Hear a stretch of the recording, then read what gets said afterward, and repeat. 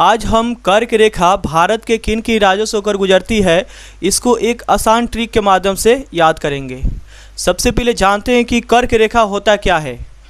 तो 23.5 डिग्री उत्तरी अक्षांश रेखा को ही कर्क रेखा कहा जाता है। जैसे मान लीजिए कि कोई ग्लोब है, इस ग्लोब में जो बीच वाला जो यहाँ पे अक्षांश रेखा खींचा गया, इसको जो है विषुवत रेखा कहा जाता है। अब यहाँ पे इसको 0 डिग्री यहाँ पे 0 डिग्री से डिनोट किया जाता है। अब इसके ऊपर जो है 23.5 डिग्री पे जो अक्षांश रेखा खींचा गया रहता है, उसी को कर्क रेखा कहा जाता है। या ये क्या है, काल्पनिक रेखा होती है।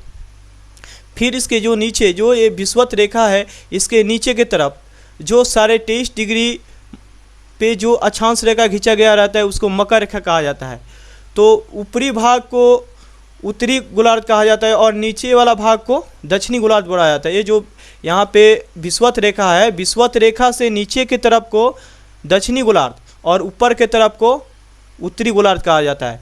तो यहाँ पे जो भारत होता है वह उत्तरी गोलार्ध में पड़ता है, यहाँ पे भारत पड़ता है। और जो कर्क रेखा होता है वह भारत को सीधे बीचों बीच से गुजरता है और बीचों बीच में जो है 8 भारत के राज्य पड़ते हैं। तो वो कौन कौन राज्य पड़ते हैं, इसी को हम एक ट्रिक के माध्यम से याद करेंगे। तो आइए देखते हैं।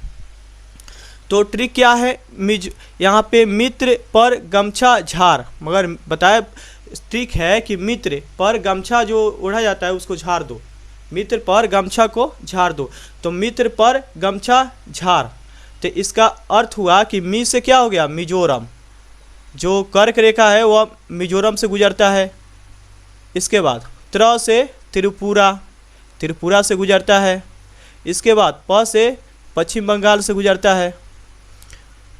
इसके बाद यहाँ पे प हो गया, र से राजस्थान से गुजरता है, राजस्थान, र से राजस्थान से गुजरता है।